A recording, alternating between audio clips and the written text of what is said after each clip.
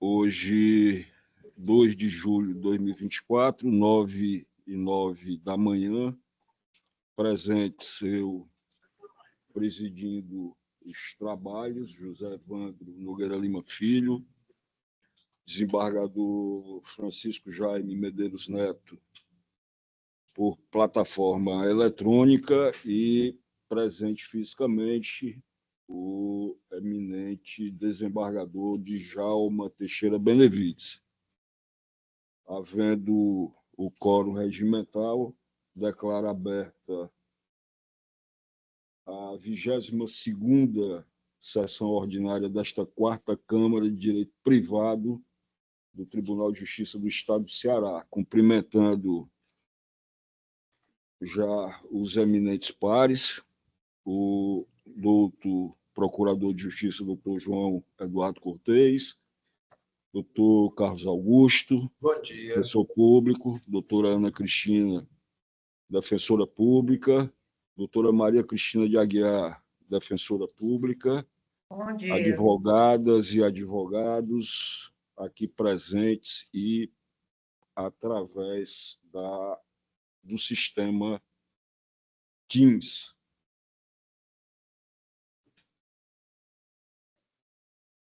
Em apreciação a ata da sessão de número 21, realizada no dia 25/6/2024. Desembargador Jaime. Pela aprovação, excelência. Desembargador Djalma. Pela aprovação, presidente. Também voto pela aprovação. Ata aprovada. A lista de processos retirados de pautas e adiados está disponível na tribuna e através do chat. Eu vou iniciar com os processos. Tá. Eu confirmar os votos provisórios. Eu confirmo todos os meus votos já lançados no sistema, à exceção daqueles pendentes de sustentação oral, debates, vistas e demais questões a serem apresentadas no decorrer da sessão. Desembargador Jaime. Excelência, confirmo os votos que antecipei, à exceção dos que serão objeto de sustentação oral e eventual debate. Desembargador Djalma. Confirmo também, presidente, os votos provisórios e com as exceções de praxe que Vossa Excelência já destacou. Perfeito, desembargador.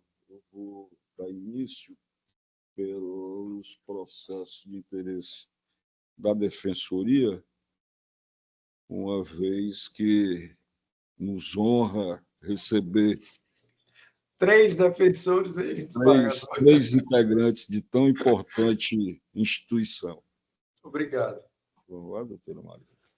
Dando início, número 67 da pauta, apelação cível número 020-1048, dígito 49/2023, apelante Silene de Souza Sales, apelado Expedito Doroteu, ambos patrocinados pela Defensoria Pública. Relator é o desembargador Francisco Jaime Medeiros Neto. Desembargador Jaime, Vossa Excelência tem a palavra. Desculpe, senhor presidente, eu não escutei Vossa Excelência. Vossa Excelência tem a palavra. Muito obrigado. Muito obrigado. Eu reitero os meus cumprimentos e afetuoso abraço. Bom dia a todos. E peço licença para a leitura dos tópicos da emenda do processo anunciado.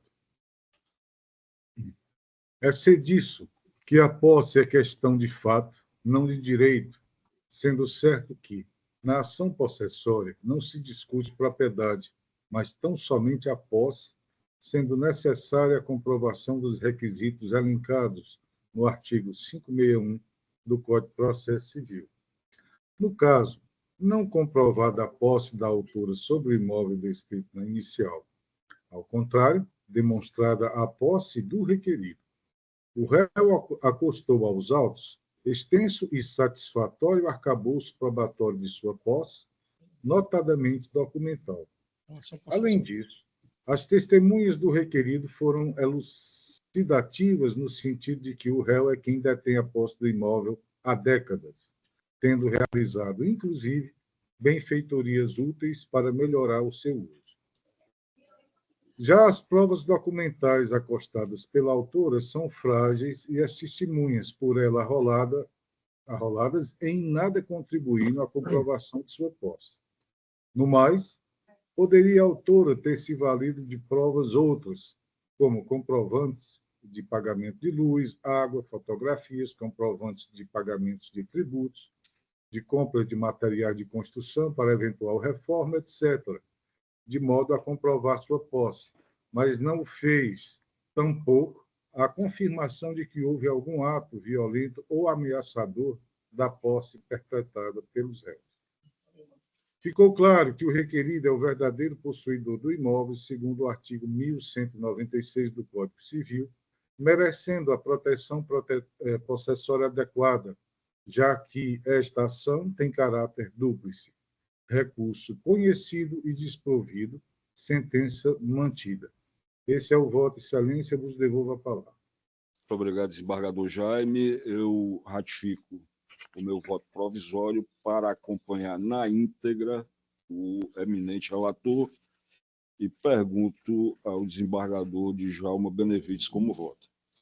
Obrigado, senhor presidente. Abraçar o ilustre presidente, meu dileto amigo, desembargador Evandro Nogueira Lima. Abraçar o meu colega de concurso e dileto amigo, desembargador Jaime Medeiros Neto. Obrigado. Abraçar aqui 3 expressivos membros do Ministério Público, aliás, da Defensoria Pública. Me perdoe, hoje nós estamos com uma sessão, né, que é destaque, porque uma sessão com 3 representantes da Defensoria, eu particularmente não tinha visto nenhuma outra. Né? Obrigado, então, que bom, pai né? do Tchau. Que bom, meu amigo Carlos Alves. E abraçar aqui a todas as pessoas, a Força Policial, os advogados presentes, nossas servidoras queridas aqui, que sempre tem auxiliado aqui para essa sessão acontecer, e a Marina, que é a nossa... faz tudo, né, Marina? E sempre nos socorre. E eu também, desembargador Evandro, eu confirmo o voto preliminar e acompanho integralmente o eminente relator. Obrigado, desembargador Djalma. Proclamando o resultado, recurso conhecido e desprovido. Pela ordem, presidente, eu só iria participar dessa sessão por esse processo. Renovo também os meus cumprimentos a todos, em especial minhas 2 colegas, doutora Cristina Aguiar e doutora Ana Cristina. Desejando a todos uma boa semana, muita paz, muita saúde. Cuidem bem da pobre da doutora Marina, que ela está aí. Eu tenho pena dela. Doutor desembargador Djalma disse que a nossa faz tudo e a pobre tem pena dela, pelo amor de Deus. Em agosto, se Deus quiser, eu estarei de volta aí nas sessões presenciais. E eu desejo a todos muita paz, muita saúde novamente. Tudo de bom, gente. Muito obrigado. Presidente, pela ordem, me conceda só meio minuto. Pois não. Eu corrigi aqui um lápis de memória. Eu queria abraçar aqui o doutor João Eduardo Cortez, ilustre membro do Ministério Público, que hoje está também abrilhantando a nossa sessão. Muito obrigado também. Eu esqueci de fazer essa referência. Fui traído pela memória, doutor Cortez. Seja bem-vindo, um abraço. Muito obrigado, Excelência, pela acolhida, pela cordialidade. Tudo de bom a todos. Tchau, pessoal. Dando continuidade aos pedidos de preferência, embargos de declaração cível número 062-4805, dígito 57-2022/50.000, embargante Maria Valdilânia Bezerra, patrocinado pela Defensoria Pública, embargado José Liberlando Alves, relator é o desembargador Francisco Jaime Medeiros Neto.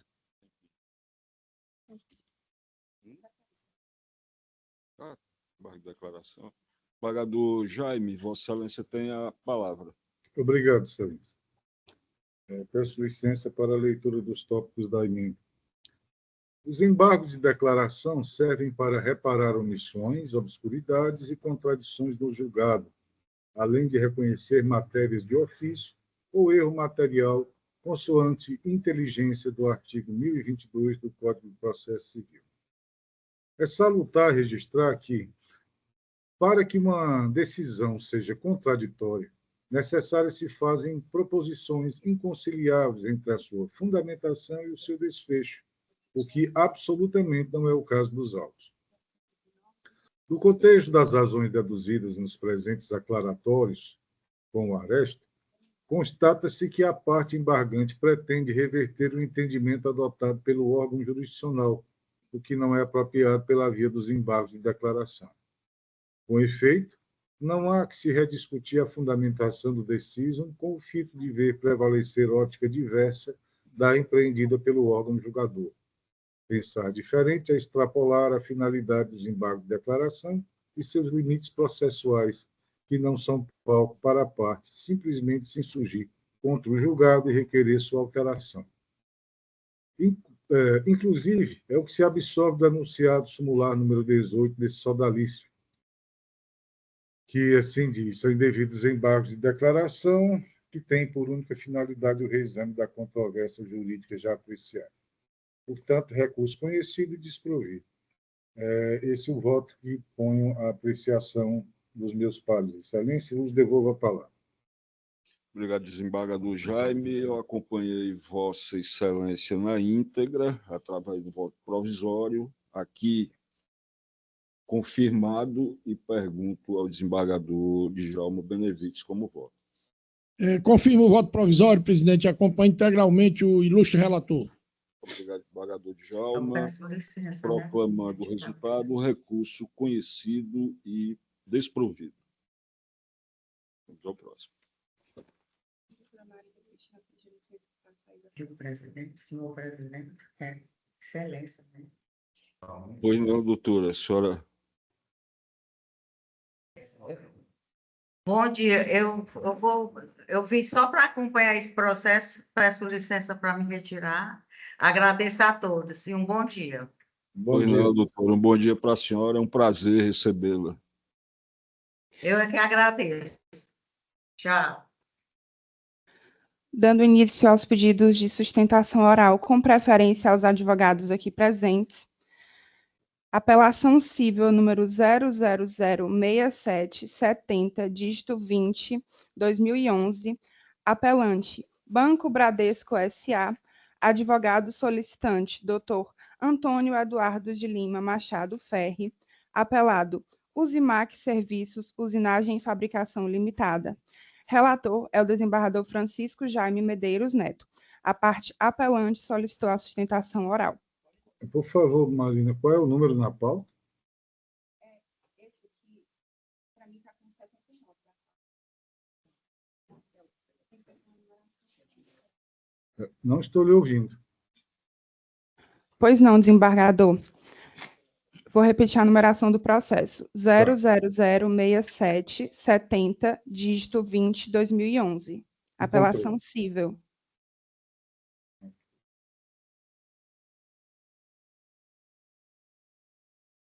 Por que houve problema nessas pautas?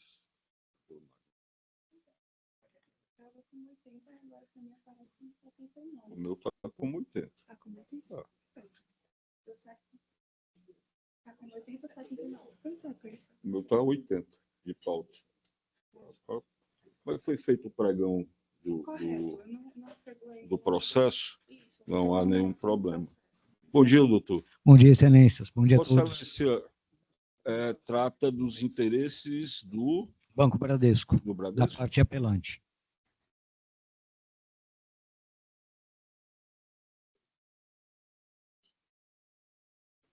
Vossa Excelência dispensa a leitura do relatório? Perfeitamente, excelência. Vossa Excelência tem o prazo regimental de 15 minutos para sua sustentação oral. Muito obrigado. Mais uma vez, bom dia a todos. Bom dia aos servidores dessa casa, os que estão de maneira virtual, aos colegas advogados. Nobres julgadores, a questão aqui é de simples e fácil deslinde. A parte apelante comparece na agência bancária com um numerário dentro de um pacote, para que houvesse a conferência e posterior depósito. Tanto é que, ao ingressar na agência, um funcionário do banco toma uma declaração que está juntada nos autos, a folha 122, de que seria um procedimento de risco. Pois bem, foi designada um birô para que ele conferisse os numerários para depois depositar. Passado 15 minutos que o funcionário da apelante lá estava, ele se evade do local e o dinheiro desaparece. Nobres julgadores, aqui está comprovada a culpa exclusiva da vítima.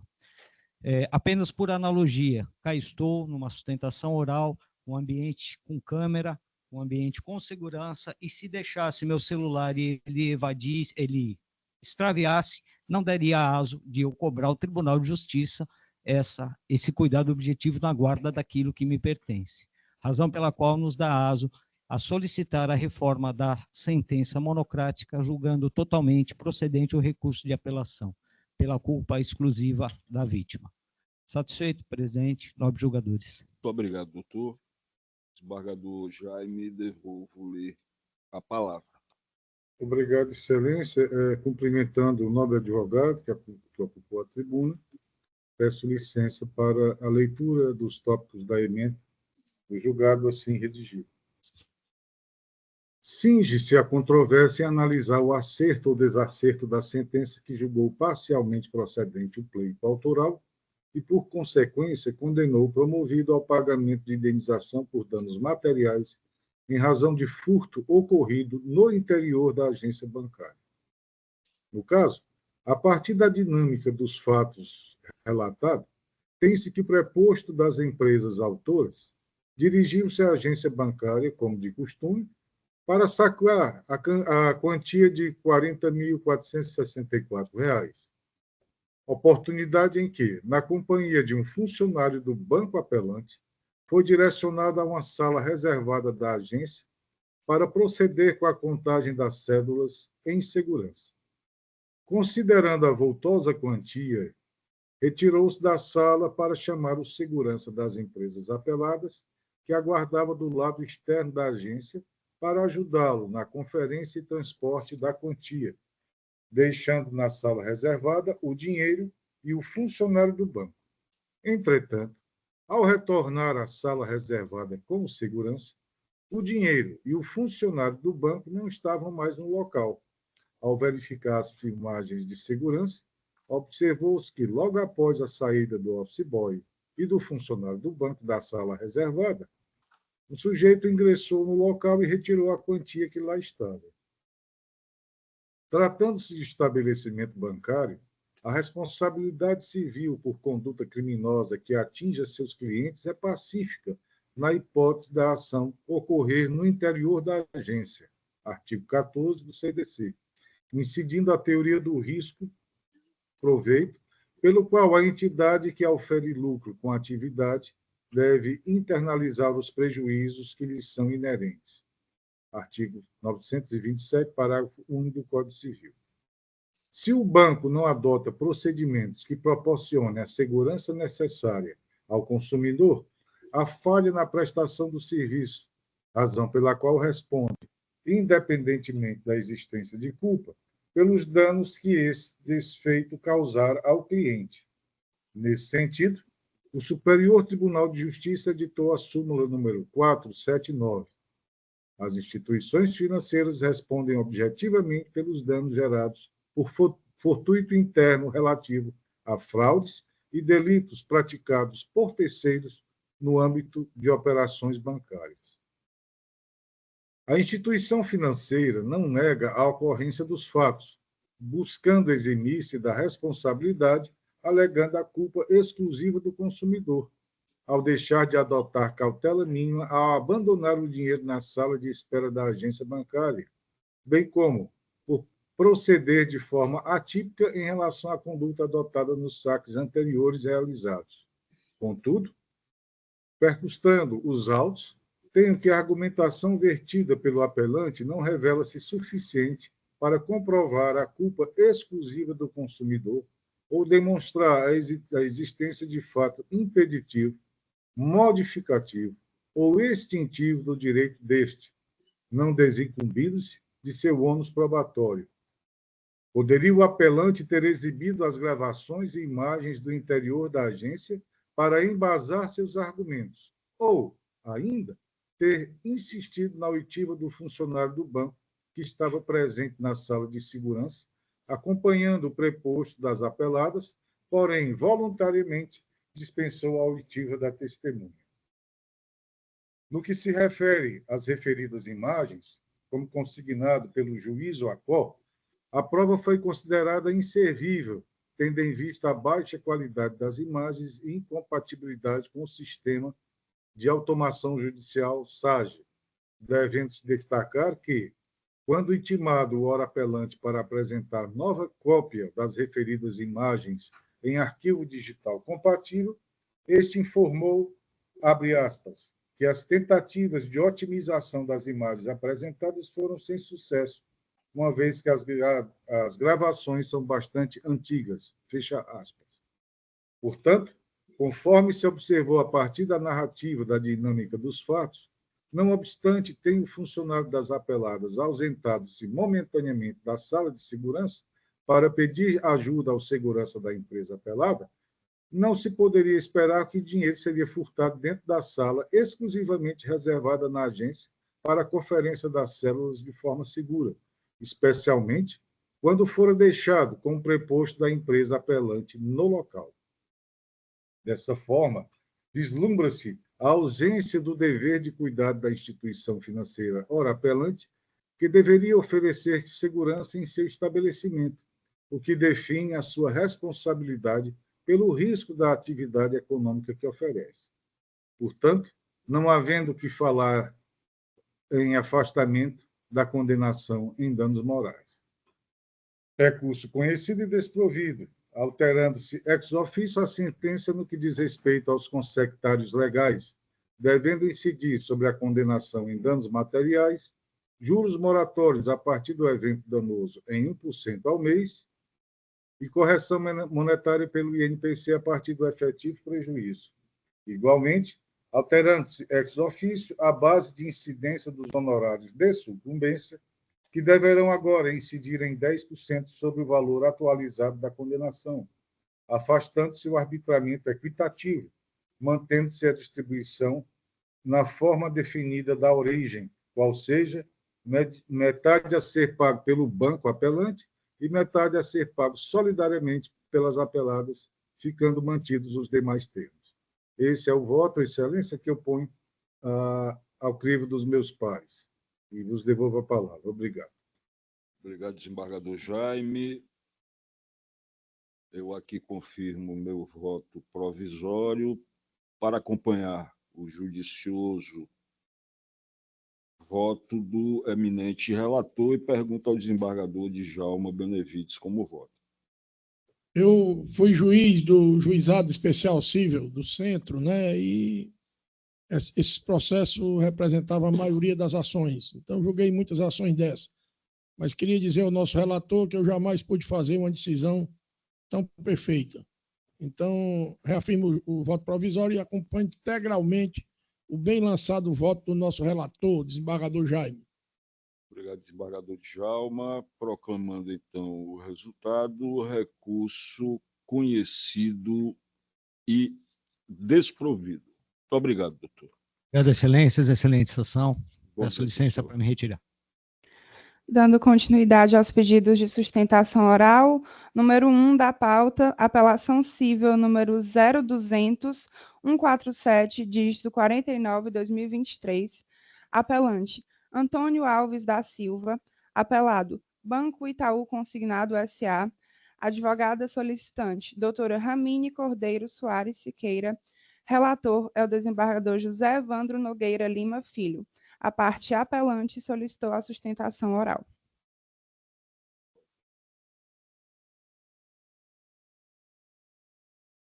Doutora, bom dia. 0200. Nesse caso, eu sou a parte apelada, viu? 7.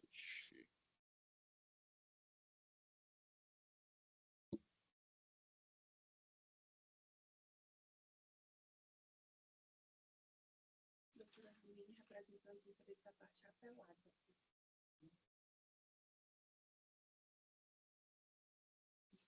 Bom dia, doutora. Bom dia, Excelência. Bom dia a todos.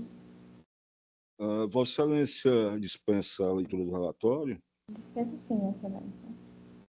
Doutora, a senhora trata dos interesses de Banco Itaú, né? Do Isso. apelante. Foi por isso que eu pedi para ratificar a informação que eu estou representando O apelado, o né? apelado, exatamente. Perfeito. Doutor, eu acho que é dispensável, inclusive, a sua sustentação, uma vez que eu estou conhecendo e provendo o recurso. Provendo do recurso para reformar a sentença?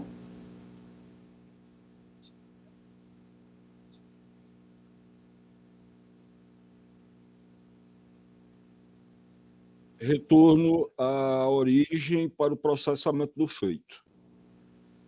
Excelência, nós estamos diante de uma sentença de improcedência, então, nesse caso, eu terei que fazer o uso da Doutora, palavra. o seu áudio está cortando. Excelência, nós estamos diante de uma sentença de improcedência. Então, nesse caso, eu irei fazer o uso da sustentação. Vossa Excelência tem a palavra. Por 10 Certo. minutos, 15 minutos. Serei o mais breve possível e o mais cirúrgica possível, Excelência. A ilustre desembargador presidente, demais desembargadores, servidores, autoridades aqui presentes, registro formalmente meus cumprimentos de bom dia.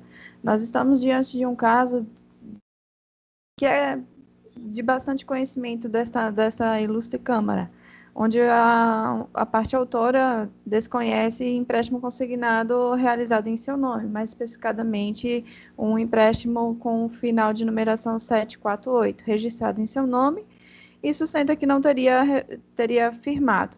Após a instrução do feito e analisando o caso com a prudência costumeira, o juiz ACO proferiu sentença de improcedência, por considerar que não existiu qualquer abusividade e ilegalidade na contratação do empréstimo e tendo cumprido o banco réu com o ônus previsto no artigo 373, inciso 2º do Código de Processo Civil. Então, sobreveio sentença de improcedência dos pedidos formulados. Em uma demonstração de resistência infundada, a parte autora ela interpôs recurso de apelação, o qual, ora contra, se razoa mais especificadamente na necessidade de manutenção da sentença ante a comprovação da regularidade da contratação, em que pese os questionamentos da parte autora, o banco apresentou o contrato questionado, que foi celebrado mais especificadamente no dia 17/4 do ano de 2017, no valor de R$ 7.961,71, a ser quitados em 72 parcelas. O contrato, objeto da ação, ele já foi até renegociado, mas mesmo assim a parte autora entrou com o processo.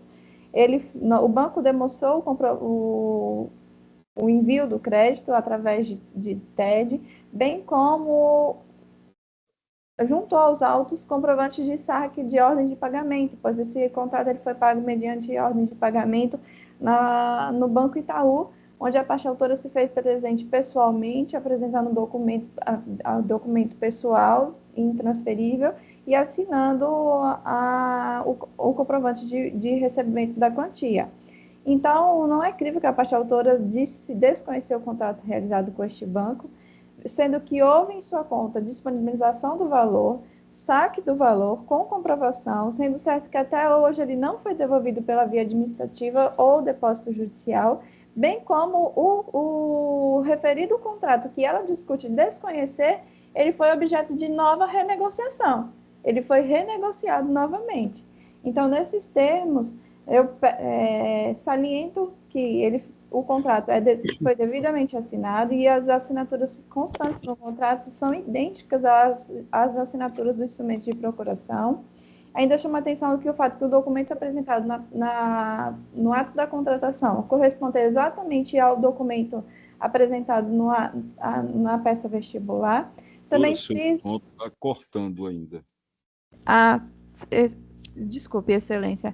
Também friso que que a manifestação da Procuradoria foi pelo improvimento do recurso. Nesse sentido, nós estamos sustentando para que seja negado provimento ao recurso de apelação interposto pela parte autora e a manutenção de sentença de mérito em todos os seus termos, conforme as robustas provas colacionadas aos autos, excelências. Obrigado, doutora. Eminentes pares, o tema é bastante recorrente nesse órgão fracionário, inclusive objeto de reunião administrativa entre seus membros, e, sendo assim, não por desconsideração à doutora advogada, mas para otimizar os trabalhos, lerei apenas o caput da proposta de emenda. Apelação cível, ação declaratória de inexistência de relação contratual acumulada com indenização por danos morais e repetição do indébito.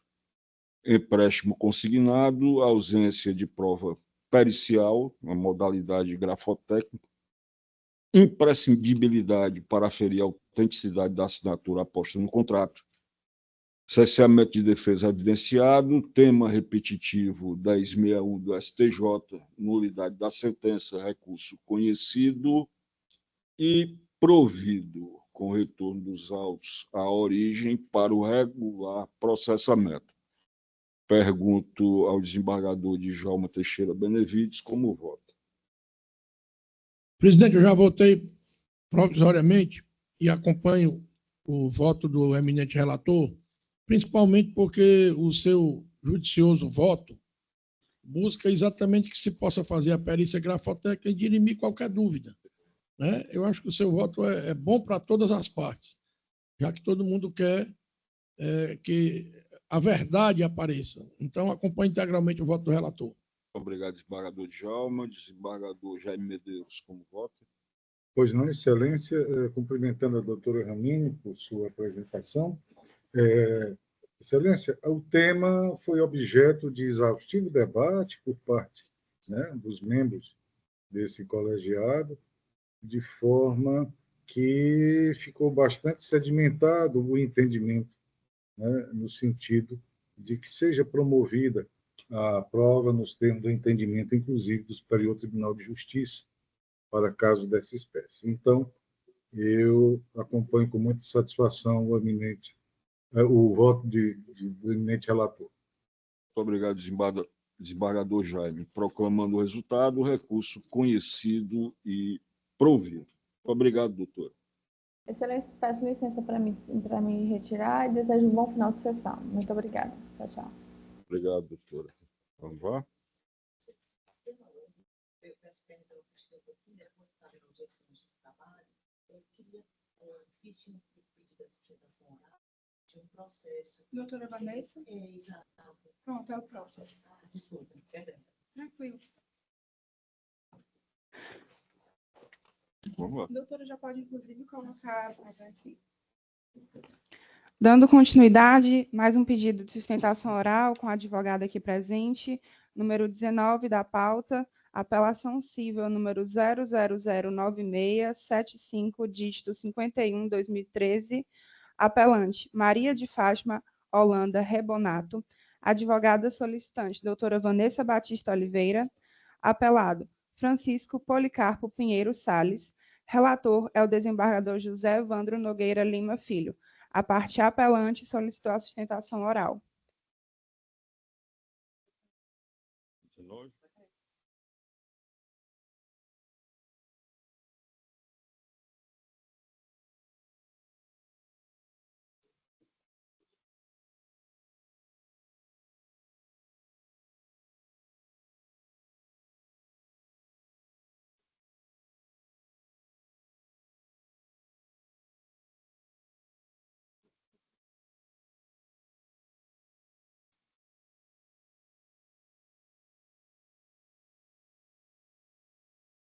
Bom dia, doutora. Bom dia, excelência. Vossa Excelência trata dos interesses dos apelantes. Dos apelantes, sim, excelência. Vossa Excelência dispensa a leitura do relatório? Sim, claro. Doutora, eu considero que seja, inclusive, dispensável a sua sustentação oral, porque Certo. eu estou conhecendo e provando Ah, o recurso certo. com o retorno dos autos. Vossa Excelência queixa-se do cesseamento de defesa, juntada de documento novo. Isso. Né? Eu estou acolhendo essa preliminar e determinando o retorno dos autos para a devida instrução. Certo, Excelência. Não, então tá. Eu entendo também ser dispensável. Perfeito. Muito obrigada, Excelência. Vossa Excelência vai também me permitir, a bem da otimização do trabalho, eu vou ler apenas o caput da proposta de voto, de acórdão, de voto, tá? Que eu acho que já... Sim, Excelência.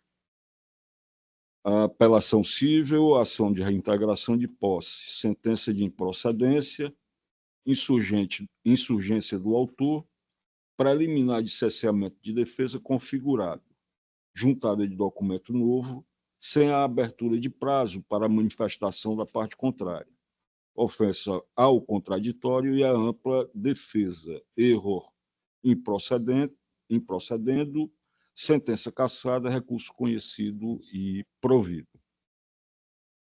Desembargador Djalma Benevides, como vota? Acompanho o voto do eminente relator. Desembargador Jaime Medeiros, como vota? De igual forma, Excelência, cumprimentando a doutora advogada, eu, com muita satisfação, acompanho o bem elaborado voto de Vossa Excelência. Muito obrigado, desembargador Jaime. Proclamando o resultado, recurso conhecido e provido. Muito obrigado, doutora. Dando continuidade, apelação cível número 0200-728, dígito 93, 2023, apelante Raquel Alves Inácio, advogado solicitante Dr. Júnior Souza Aguiar, apelado Banco Itaú Card S.A., relator é o desembargador José Evandro Nogueira Lima Filho. A parte apelante solicitou a sustentação oral.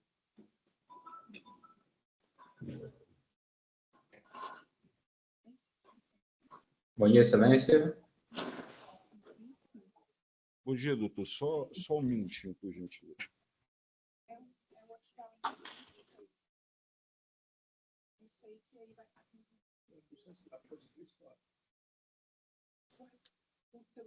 Processo é 0200-728, dígito 93. Doutor, um bom dia.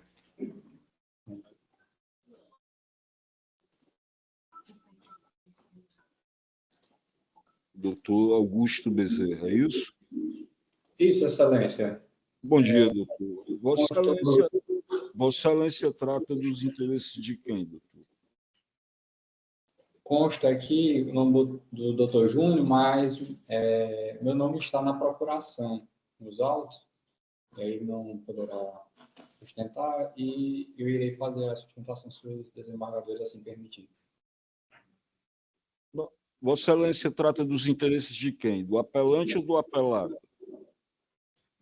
Do apelante, Raquel Alves Inácio. Pois não. Vossa Excelência dispensa a leitura do relatório? Dispensa, Excelência. Então, Vossa Excelência tem um prazo regimental para a sua sustentação oral. O áudio está ok? Sim. Certo, né? Pronto. Vamos começar.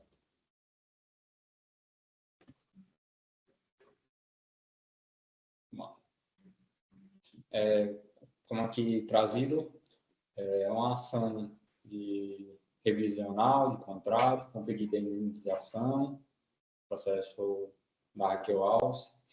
Saldo a colega da turma, saldo a todos na pessoa do excelentíssimo doutor desembargador relator José Evandro Nogueira, aos quais me dirijo também com grata satisfação os desembargadores de Alma e o Francisco Jaime aqui presente, e aos demais presentes que não consigo visualizar aqui na tela. Um bom dia a todos. Excelência, a ação trazida aqui na tribuna tem como objetivo a revisão de todos os contratos, excluindo os juros abusivos, os juros compostos, como também o cancelamento de todo e qualquer parcelamento, pois nunca foi solicitado tal modalidade. Tendo em vista que o débito aqui discutido diz respeito a um saldo que a apelante, infelizmente, não conseguiu honrar. Todavia, ocorre que a situação financeira da autora não era boa. Teve um valor de 2.720, ao qual foi financiado indevidamente, não bastando, no mês seguinte o valor foi para 6.459, mais que o dobro, Excelência. Podemos, inclusive, observar o financiamento nas folhas 526 do recurso de apelação, inclusive, ao unilateralmente, né, esse valor foi mais que dobrado. Não bastando, e o que este causídico roga à Quarta Câmara de Direito Privado, no momento, para a reforma da sentença proferida em primeiro grau, no que versa a conduta especificamente do réu, ao qual a empresa impôs um financiamento de forma automática sobre toda a dívida de um cartão de crédito, inseriu seguro, ao qual a autora desconhece sua natureza, negativou o nome da parte autora indevidamente. Além disso, o financiamento, esse financiamento automático ocorreu de forma unilateral. Sem dúvidas que não foi a condição mais vantajosa para o consumidor. O financiamento aqui discutido, ele foi em cima de todo o valor, desconsiderando as compras parceladas, os valores pagos e, principalmente, aplicando juros de um montante superior aos estabelecidos. O banco, sorrateiramente, impôs um parcelamento, causando uma verdadeira confusão financeira para a parte autora. Ressalta-se, Excelência, que a parte ré não colacionou o contrato nos autos, sequer houve qualquer consentimento da autora. Pontuo novamente que houve a negativação do nome da autora, indevidamente, ao qual, por si só, resultaria o dano in re ipsa, dano moral. Outro ponto relevante que eu trago e demonstro aqui, nobres jogadores, é o relatório trazido às folhas 570 e 572, ao que traz a síntese, né? Traz a síntese da sentença proferida. E assim nos remete o seguinte: no caso, inexiste qualquer prova nos autos, tais como protocolos de ligação para o promovido, e-mails ou mensagens do WhatsApp, pedindo explicações ao promovido. Todavia, ao observarmos aqui as folhas 82 e 84, demonstra os contatos e o desgaste da autora, por mensagem telefônica, por e-mail. Assim cai por terra esse fundamento que a autora não tem provas em relação às mensagens, às explicações. Ficando, inclusive, demonstrado, Excelência, que a parte autora teve a iniciativa de buscar a instituição, principalmente, né, após a conduta abusiva. Não basta, com certeza, conforme mencionado, que a condição não foi a mais vantajosa para a cliente, conforme demanda a legislação e conforme a conduta da parte ré, que incluiu, inclusive, um seguro que a autora desconhece. Portanto, a condição financeira que não estava fácil virou um verdadeiro colapso por conta da conduta do réu. Assim, é necessária a revisão.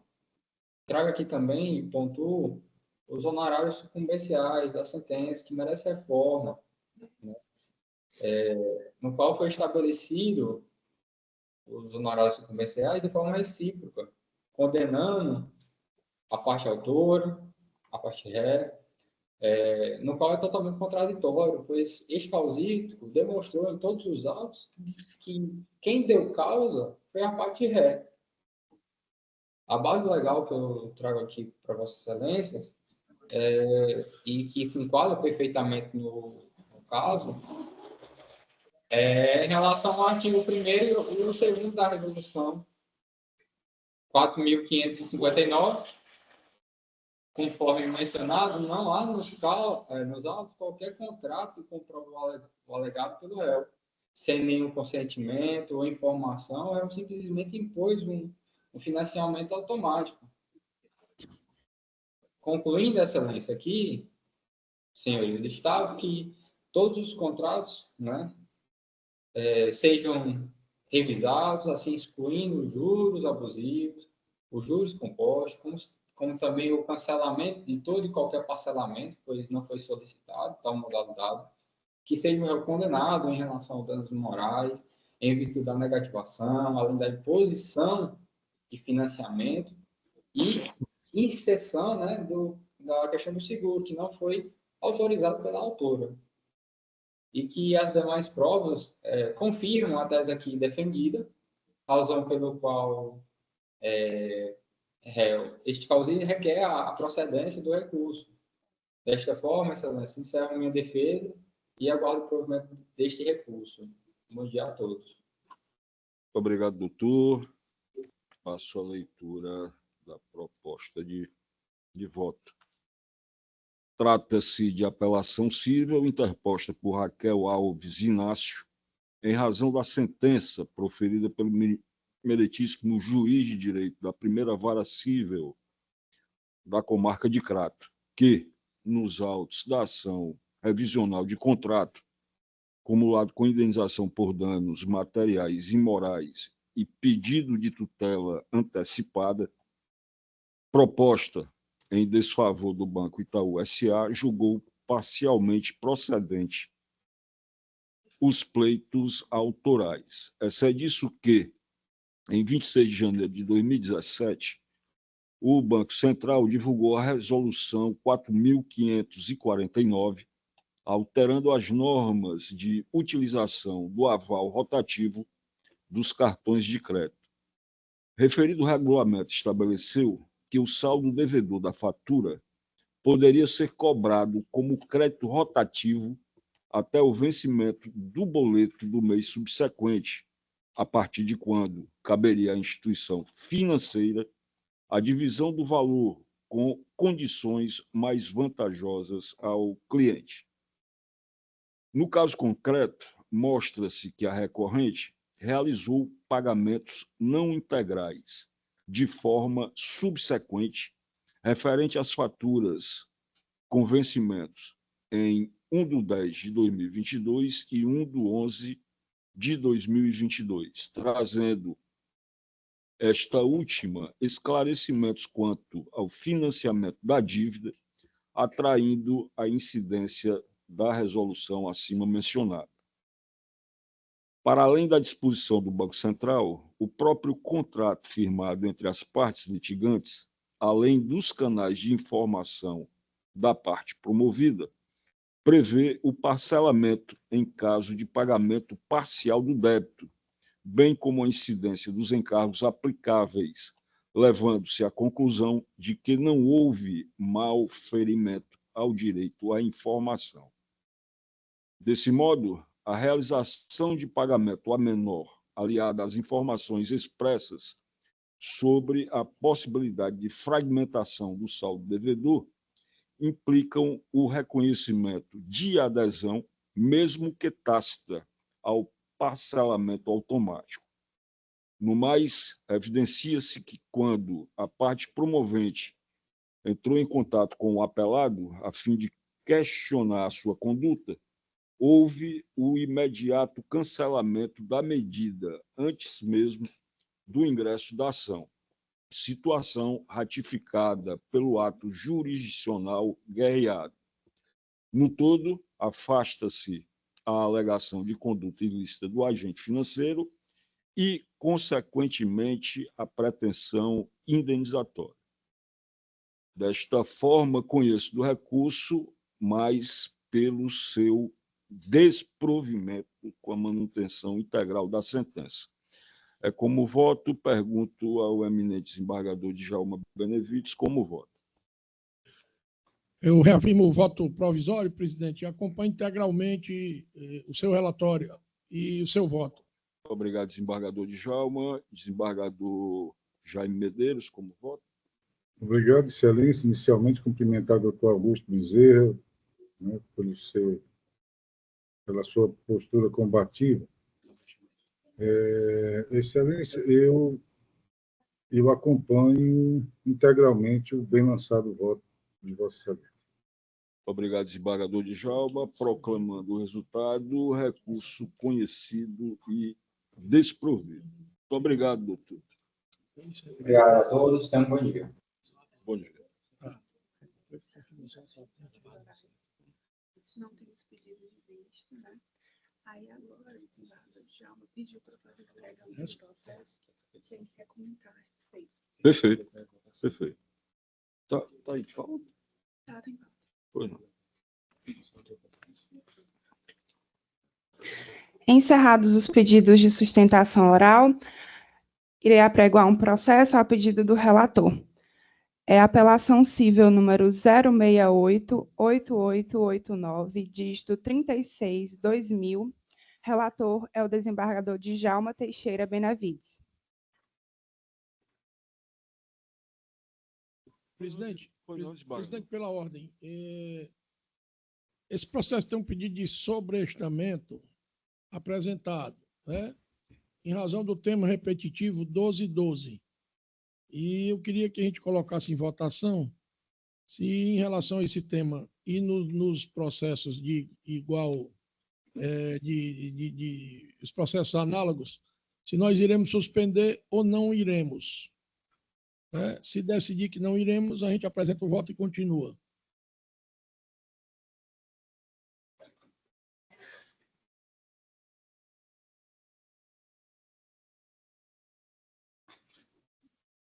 Desembargador Djalma, esta Câmara já teve a oportunidade de examinar essa matéria.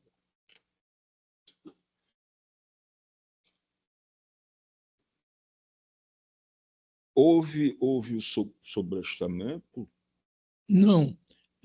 Inclusive, eu acho que não há motivo para a gente sobrestar, mas eu quis só submeter aos meus pares para que a decisão não fosse só minha.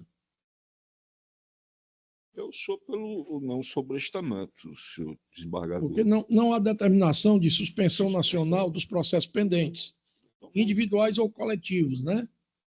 No tema repetitivo 1212.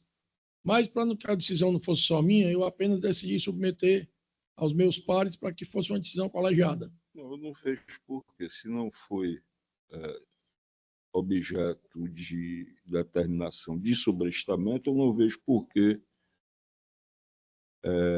não julgá-lo nesta sessão. Perfeitamente. Desembargador Jaime.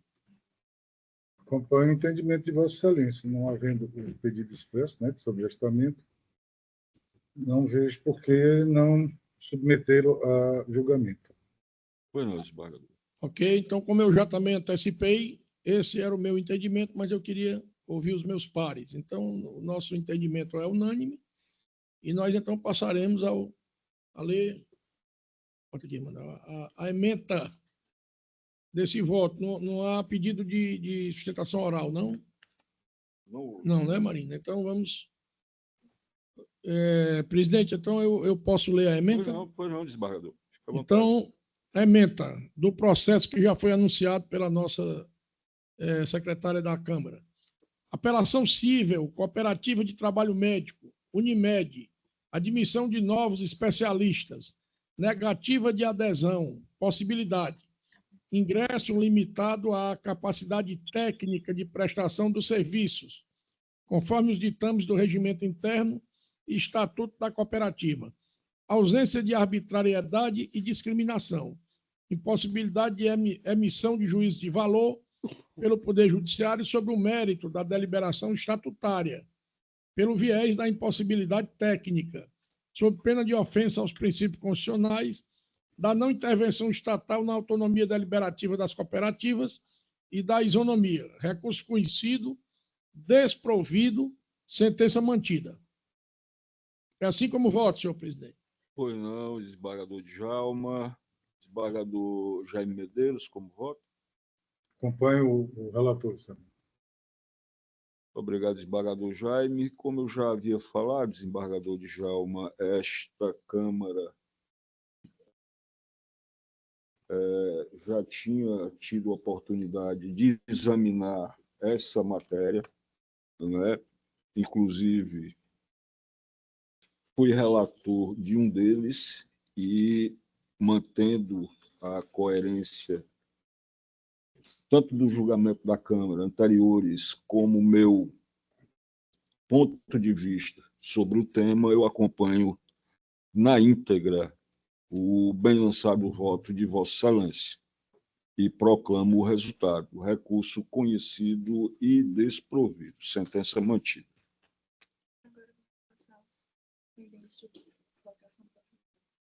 Perfeito. Passando, então, aos processos com pendência de votação provisória. O primeiro deles é o agravo de instrumento número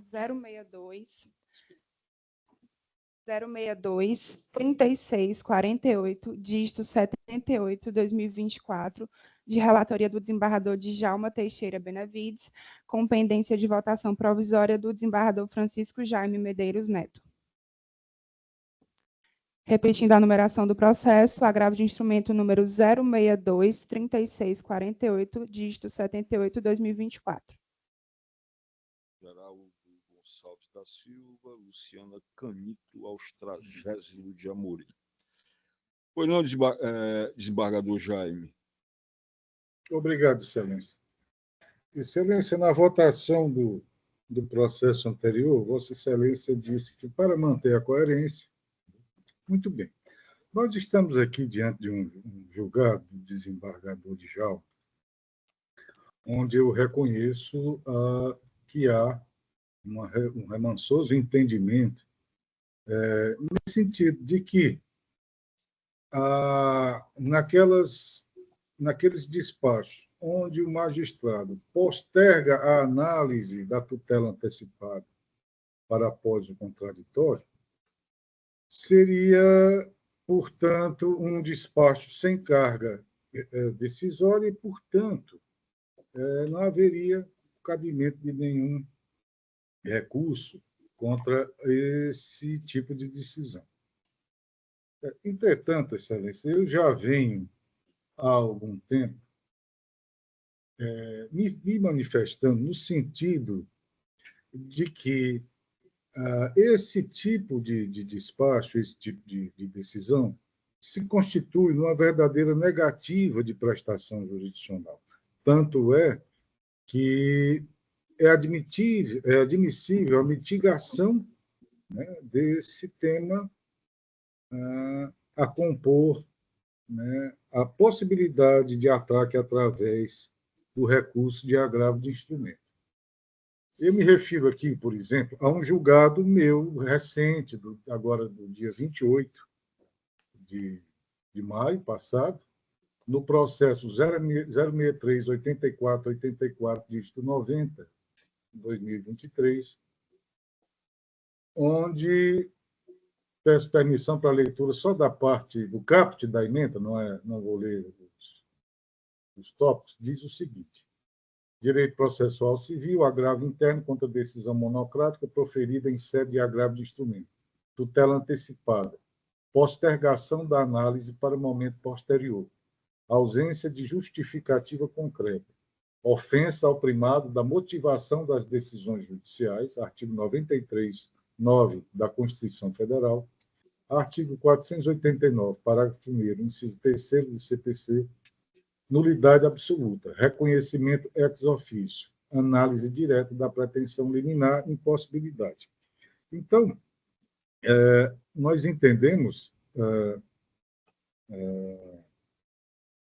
que essa postergação de análise, né, para quando da formação do contraditório, além de ser uma negativa de prestação jurisdicional, substancia-se ainda um indeferimento indireto, ou no indeferimento tácito, ou, como diz aqui, um julgado do Tribunal de Justiça de Minas Gerais,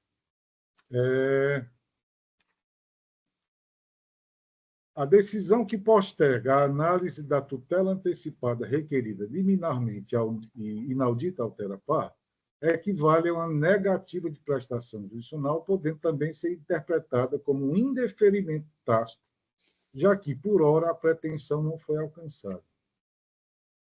Né? Tem um outro julgado, também no Tribunal de Justiça do Rio de Janeiro, que diz agravo de instrumento, análise do pedido de tutela de urgência postergada para depois do contraditório, indeferimento, ausência de fundamentação.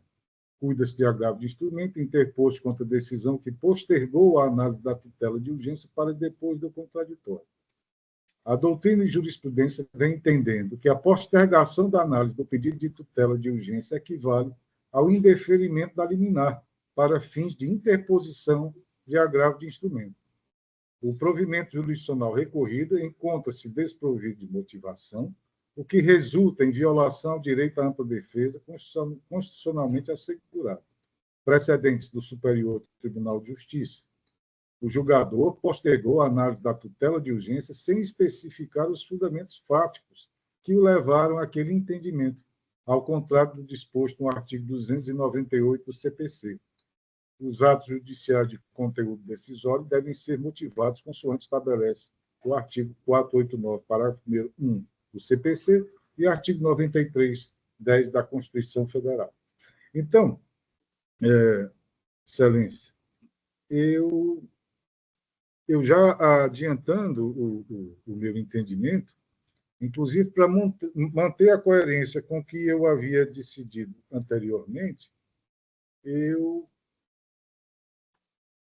vou pedir vistas dos autos, caso não seja possível que essa divergência seja permitida de forma oral, como fiz agora. Perfeito, desembargador Jaime. Desembargador Djalma Benevides. Obrigado, senhor presidente. Eu destaco que no direito tem uma máxima que diz que cada caso é um caso. Né? Se dizer que a negativa da tutela de urgência pode ser atacada por agravo de instrumento, essa decisão pode se aplicar a alguns casos, né? Mas eu não entendo que ela possa se aplicar na reintegração de posse. A gente já decidiu várias vezes aqui que na reintegração de posse, nesta ação possessória, não se discute domínio, se discute a posse. E nessas ações, no mais das vezes, não é só uma vez, no mais das vezes, você não tem elementos para provar a sua posse, quando ela começou e há quanto tempo. E como é de domínio público, a liminar de reintegração de posse ela só pode ser concedida se a posse tiver menos que 1 ano e dia. Pois bem, se eu não tenho como provar antecipadamente, como o juiz teria condição de dar e conceder uma tutela antecipada com segurança? Não teria. E o que fez a juíza desse processo? Ela não negou. Ela se reservou o direito de analisar o pedido de antecipação de tutela após a audiência de justificação prévia que ela já mandou designar ou já designou. Então, eu entendo nesse caso, desembargador Jaime, com todo respeito, peço data vênia, que o processo que se está cuidando não se aplica, né, nem a decisão do STJ, nem as decisões que foram citadas, porque no caso específico da reintegração de posse, muitas vezes a gente só vai dirimir as dúvidas e as questões após a oitiva das testemunhas. Né? No mais das vezes não se tem documentalmente como provar quando é que começou a posse, quanto tempo dura a posse, o que é que você fez para provar que você tem a posse, construiu cerca, edificou muro, fez uma casa, etc. Então, eu acho que nesses casos de reintegração de posse, especificamente, eu já julguei muitas ações de reintegração de posse e eu, particularmente, nunca deferi uma liminar antes da justificação prévia. Por isso que eu dei o meu voto, né, pelo não cabimento do recurso. Né? Perfeito. Eu comungo Quer- com... Quer que eu leia a ementa? Para que meu... Fique à vontade, desembargador. Então eu vou logo ler a ementa do meu voto. Agravo de instrumento, ação de reintegração de posse, recurso interposto em face de despacho que posterga análise de tutela antecipada para após o contraditório, ausência de carga decisória, não cabimento do recurso, precedentes do TJCE e do STJ, recurso não conhecido. É assim como voto, presidente. Perfeito. Eu já vi, inclusive, inserido o meu voto provisório e comungo com o entendimento de Vossa Excelência. Em determinados casos, não que haja essa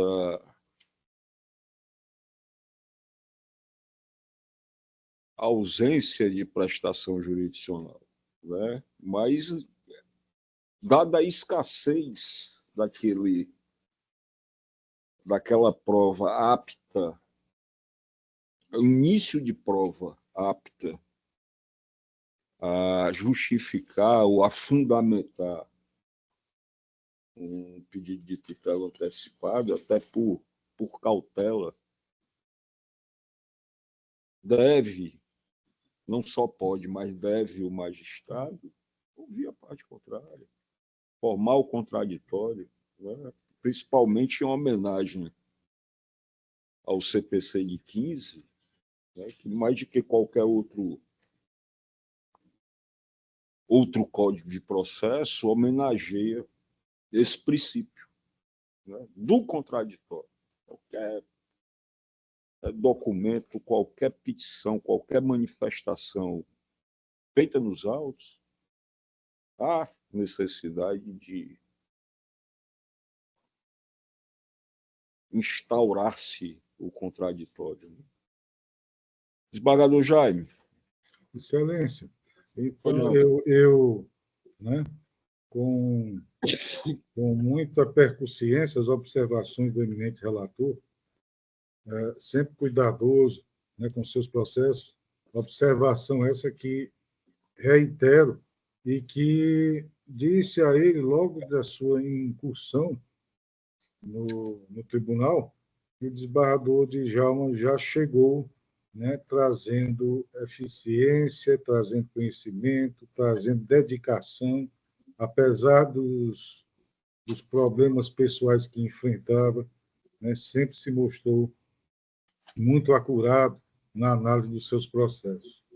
E é em homenagem a esse cuidado que o desembargador Djalma tem com os processos, que para que eu analise, né, com maior percussiência essa questão particular, né, desses autos, é que eu pediria vistas, né, para fazer exatamente essa análise dentro da visão, dentro do horizonte de compreensão agora apresentado, né, muito lucidamente, repito, pelo eminente relator, a quem tributo toda a minha admiração, respeito e carinho. Então, eu pediria vista para uma melhor análise do feito. Perfeito, desembargador Jaime, vistas concedidas.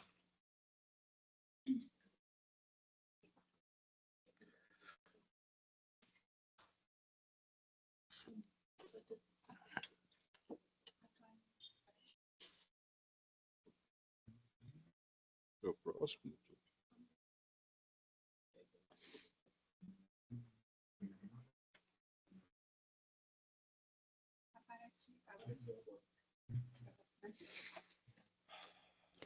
Dando continuidade aos processos com pendência de votação provisória, agravo de instrumento número 062-5289-04-2024, relator é o desembargador José Evandro Nogueira Lima Filho, com pendência de votação provisória do desembargador Djalma Teixeira Benavides. Pois não, desembargador Djalma. Presidente, eu confesso que não tenho segurança ainda para votar esse processo. Por isso eu queria pedir vistas. Perfeito. Vistas concedidas. Vamos ao próximo.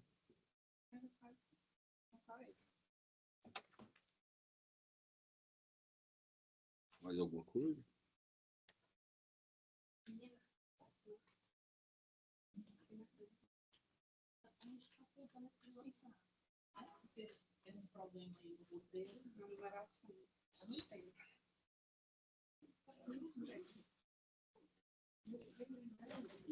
Me parece que a sessão de hoje vai ser bem rápida, né? Bem light, né, presidente? Bem light. Homenagem, doutor. Bons fluidos. Estávamos precisando de desembargador Djalma, desembargador Jaime. Depois desse semestre, cada vez mais atribulado, né?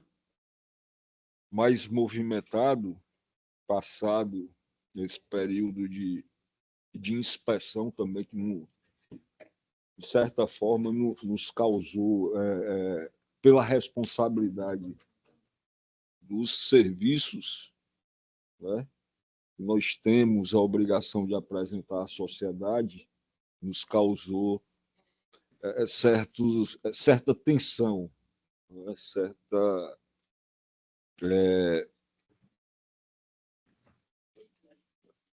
Não incômodo, mas acresceu o peso de nossa responsabilidade. Não é isso? Encerramos, doutora Marina. Presidente, antes de o senhor encerrar, eu queria só um minuto. Como o senhor sabe, como todos sabem, eu passei por uns momentos de percalço, de cirurgia, são 14 meses, e há 64 dias, salvo engano, eu fiz a última cirurgia, e foi um sucesso. Doutor Huygens é um médico renomado não só no Brasil, mas no exterior, e me operou a pedido do nosso ministro Teodoro Silva Santos. Eles são do Juazeiro. Doutor Huygens é um médico muito difícil de se contactar, mas o ministro Teodoro Silva Santos me prestou essa homenagem ao conseguir que esse renomado médico me operasse. Foi uma cirurgia maravilhosa. Os tumores que foram retirados foram submetidos à biópsia. O resultado da biópsia foi tão bom quanto a cirurgia, graças a meu bom Deus e Nossa Senhora de Fátima.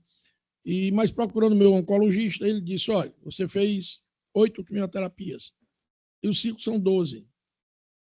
Então, eu ainda quero que você faça 4 quimioterapias. Eu disse: não tem problema. Eu falei com o doutor Huygens, ele disse que eu deveria fazê-las. Eu digo: agora você só não pode marcar segunda e terça, porque sexta e segunda eu examino os votos.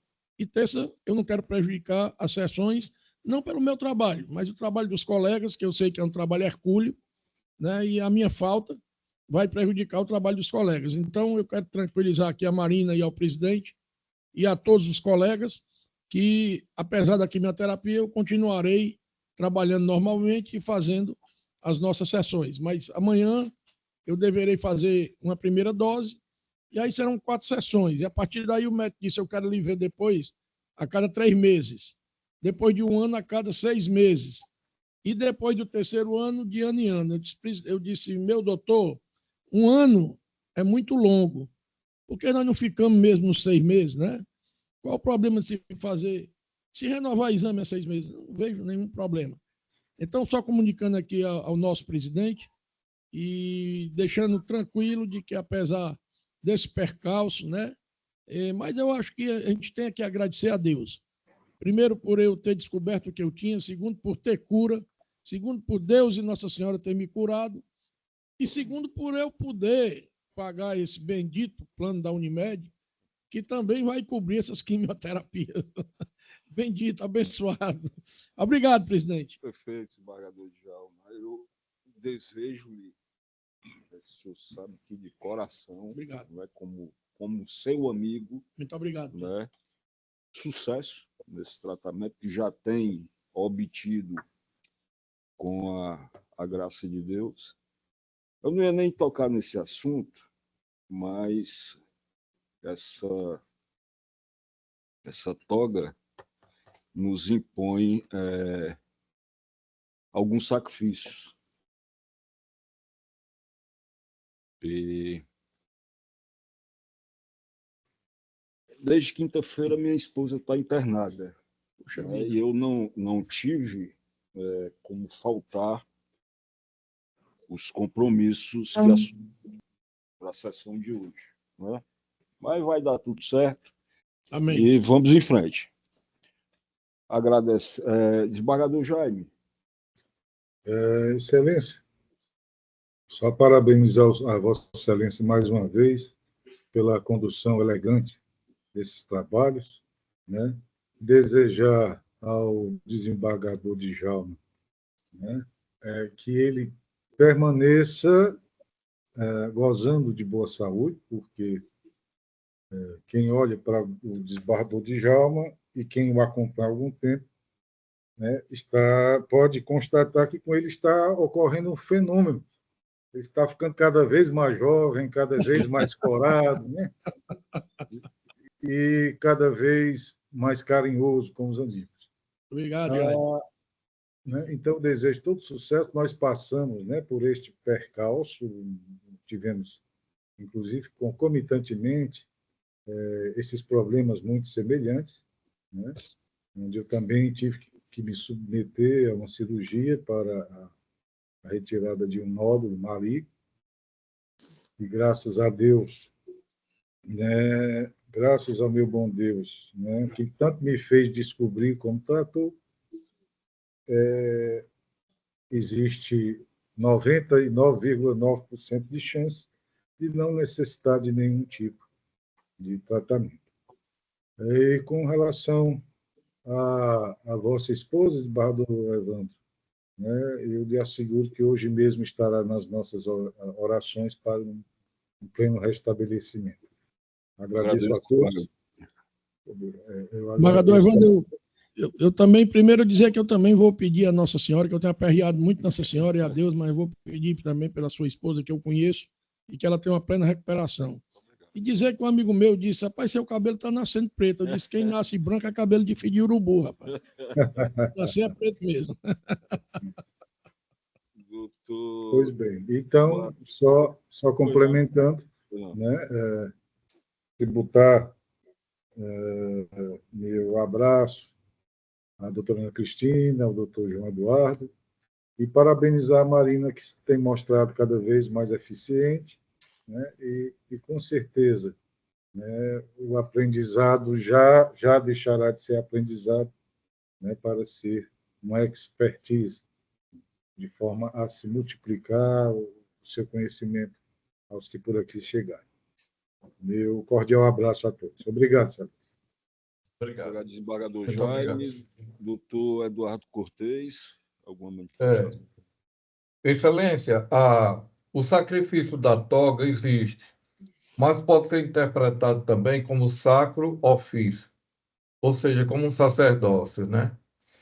E assim é que se tem essa Câmara, que eu já atuo há 11 anos aqui nessa quarta Câmara, e constato que os desembargadores, na dicção do direito nessa Câmara, se mantêm como verdadeiros sacerdotes.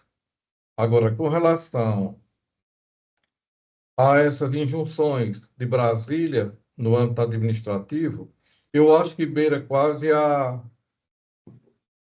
invasão do Pacto Federativo, sabe? Eu não sou muito simpático, Excelência, a essas coisas que ocorrem, que vem tudo a nível administrativo, às vezes até colidente com a ordem jurídica, né? Há uma tendência hoje muito grande desses órgãos de Brasília, fiscalizadores, de emissão de atos normativos só na seara administrativa. E muitos deles até colidentes com a ordem jurídica estabelecida. No Ministério Público, eu estou falando pelo Ministério Público, mas também resguardando a judicatura, a vida judiciária do Estado de Ceará, eu acho impróprio tanta coisa, tanto rigor, tanta coisa, e tudo na seara administrativa. Eu acho que isso é indevido e beira a ruptura do Pacto Federativo. No mais, eu agradeço a cordialidade, agradeço a acolhida e desejo a todos uma excelente semana. O senhor também, doutor. Muito obrigado. Doutora Ana Cristina. Obrigada, Excelência. Eu queria só agradecer, retornei para esse mês de julho, para uma sessão bem leve. Estou tão feliz com a notícia também do desembargador Djalma, que está nas minhas orações desde que eu o conheci. Certo? E assim, eu não sei se ela serve muito, não, mas eu fiquei tão feliz com a notícia que eu penso que serve. Viu? Posso rezar pela sua mulher também, se o senhor depois me der o nome. Viu? E também coloco nas minhas orações, nos meus pensamentos. Antes das orações, nós temos os pensamentos positivos, nós temos as vontades. Então, para mim é Deus acima de tudo. Tá certo? Obrigada. Agradecendo a todos, aos servidores, àqueles que se fizeram presentes, ao policial militar que nos deu assistência, subtenente Wellington, eu declaro encerrada a sessão. Muito obrigado. Obrigado.